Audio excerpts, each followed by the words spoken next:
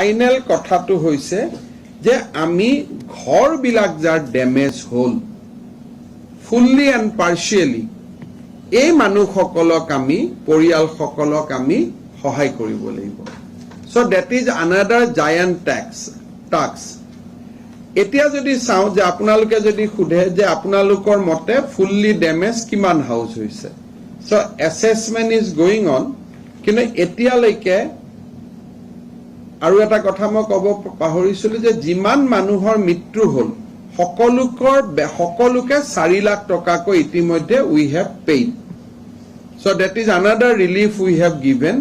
যে যিমানখিনি মানুহৰ মৃত্যু হ'ল সেই গোটেই কেটা পৰিয়ালক ইতিমধ্যে আমি 4 লাখ টকা আমি দিছো so এবাৰ ৰিলিফৰ গোটেইখিনি চাও প্ৰথমতে ইভাকুৱেশ্যনৰ পিছত কেম্পত প্ৰপাৰ কেয়াৰ মৃত পৰিয়াল কেটাক 4 লাখ টকা 197 যে মৃত্যু হ'ল তাৰ পিছত ঘৰলৈ ঘূৰি যোৱাৰ সময়ত ইউটেনসিল গ্ৰান্ট দিয়া হ'ল আজি আমি ষ্টুডেণ্টক গ্ৰান্ট দিলো এতিয়া ফাইনালি আমাৰ যেটো নেক্সট আমি কাম হাতত লব খুজিছো হেতু হল এতিয়ালৈকে আমাক ডিসি সকলে জনাইছে যে 25670 টা ঘৰ ফুললি বা সিভিয়াৰলি ড্যামেজ হৈছে 25670 হাউসেস পাৰ্সিয়ালি ড্যামেজ হৈছে 2,78,260 family. So fully ঘৰ উটি গৈছে 25,000 মানে ভাঙি গৈছে 25,670 আৰু partially damage হৈছে 2,78,260. Total house damage both fully and partially together is 3,03,930 টা 3,03,930 টা ইয়াৰ ভিতৰত আটাইতকৈ ঘৰৰ ড্যামেজৰ ৰিপৰ্ট আহিছে কাছাৰ ডিস্ট্ৰিক্টৰ পৰা কাছাৰ ডিস্ট্ৰিক্টে ডেটা দিছে 12,486 টা ফুল্লি ড্যামেজ আৰু পাৰ্সিয়ালি ড্যামেজ তেওঁলোকে দেখুৱাইছে 1,63,132 টা So this assessment will continue for another 3-4 days. আমি যেটো প্ৰথমতে আপোনালোকৰ মনত আছে যে আমি অ্যানাউন্স কৰিছিলো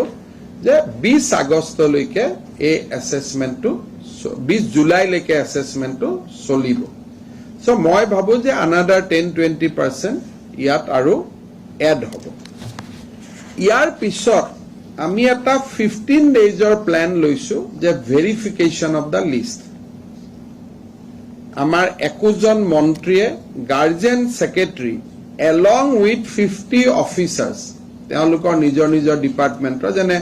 ৰনুজ পেগুৰ ডিপাৰ্টমেন্টৰ অফিচাৰ লৈ ৰনুজ পেগু যাব পিজুজ হাজৰিকাৰ অফিচাৰ লৈ পিজুজ হাজৰিকা যাব যোগেন মহানৰ অফিচাৰ লৈ যোগেন মহান যাব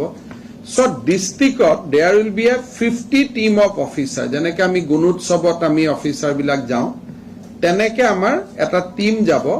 আৰু আমি 10% বেনিফিচিয়াৰিক আমি ফিজিক্যালি চেক কৰিম যাতে কোনো কাৰণতে নাপাবলগীয়া মানুহে পইচা নাপায় কাৰণ অসমত এটো এটা প্ৰবলেম আছে যে আমি নাপাবলগীয়া মানুহৰ নাম আহে আৰু পাবলগীয়া মানুহ বাদ পৰি যায় সো আমাৰ মন্ত্ৰী সকলে 20 আগষ্টৰ পৰা তেওঁলোকে ফিল্ডত থাকিব 20 জুলাই পৰা 20 জুলাই টু 30 জুলাই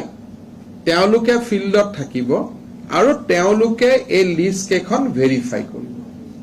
আৰু যদি ভগৱানে গুটেখিনি স্মুথলি লৈ যায় তে 14 আগষ্ট বা 16 আগষ্টত আমি এই মানুহখিনিৰ একাউণ্টলৈকে টকা ট্ৰান্সফাৰ কৰিম আৰু অন দ্যাট স্কোৰ আমাক লাগিব কিমান almost 400 crores so utensils we distribute around 72 crores some more will be given so will reach to 76 crores so আমি 76 crore utensils খৰচ কৰিলো 10 কোটি of course এটো ৰিলিফ ফাণ্ডৰ পৰা এটো মানুহে দিয়া টকা দিছো গতিকে এটো মই গভৰ্ণমেন্ট একাউণ্টত নকওঁ ঘৰ ড্যামেজত আমি অলমোস্ট 400 crores আমি খৰচ কৰিব লাগিব এৰাউণ্ড 200-300 crores আমাৰ জিআৰত জিআৰ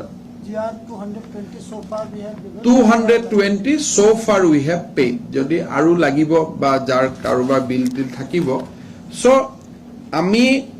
এই গোটেইখিনি কাম কৰিবৰ কাৰণে প্ৰতিশ্ৰুতিবদ্ধ। প্ৰথমবাৰ প্ৰণালীবদ্ধভাৱে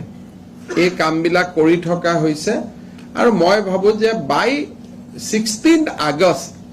কোনোবা ডিষ্ট্ৰিক্টত যদি ভেৰিফিকেশ্যনত মেজৰ কমপ্লেইন আহে বেলেগ কথা, তেতিয়া আমি বাই 15 আগষ্ট আমি এই প্ৰচেছটো কমপ্লিট কৰি দিম।